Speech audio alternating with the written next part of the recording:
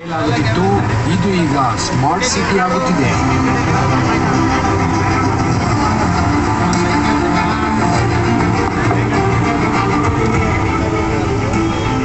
ನಗರಗಳು ಮತ್ತು ಪಟ್ಟಣಗಳಲ್ಲಿ ಕಸ ಕೊಳಕು ಬೀರುತ್ತಿತ್ತು.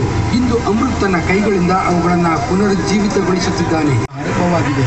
PME ಬಸ್ ಸೇವೆಯೂ ಈಗ ಪರಿಸರದ ಬಗ್ಗೆ ಕಾಳಜಿ ವಹಿಸುತ್ತಿದೆ. ನವ ಭಾರತದ ಚಿತ್ರಣ ಬದಲಾಗುತ್ತಿದೆ. ಭಾವದಿಂದ ಇಂದು ಇವರಿಗೆ ಸ್ವಂತ ಮನೆ ಇದೆ ಮತ್ತು ಬಾಗಿಲ ಮೇಲಿದೆ ಅವರ ಹೆಸರಿನ ಫಲಕ. ಅಭಿವೃದ್ಧಿ ಹೊಂದಿದ ಭಾರತದಲ್ಲಿ ಪ್ರತಿಯೊಬ್ಬರ ತಲೆಯ ಮೇಲೊಂದು ಸೂರು ಇರಬೇಕೆಂಬ ಸಂಕಲ್ಪಗಳು ಮತ್ತು ಸಹೋದರಿಯ ದೇಹಗಳಲ್ಲಿ ಸಂಗ್ರಹವಾಗಲು ಪ್ರಾರಂಭಿಸಿತು ಮತ್ತು ರೋಗಗಳು ಅವರನ್ನು ಮುಟ್ಟುತ್ತಿದ್ದವು. ಈಗ ಅದೇ ಅಡುಗೆ ಮನೆಯಲ್ಲಿ ಉಜ್ವಲ ಹೊಗೆಯನ್ನು ಸೋರಿಸಿದೆ. ಇದೇ ಮುಂದುವರಿಯುತ್ತಲೂ ಇದೆ. ಡಿಜಿಟಲ್ ವ್ಯವಹಾರದಲ್ಲಿ ಭಾರತ ವಿಶ್ವದಲ್ಲಿ ನಂಬರ್ 1 ಸ್ಥಾನದಲ್ಲಿದೆ. ಇಂದು ಯಾವುದೇ ಮುದ್ರೆಗಳನ್ನು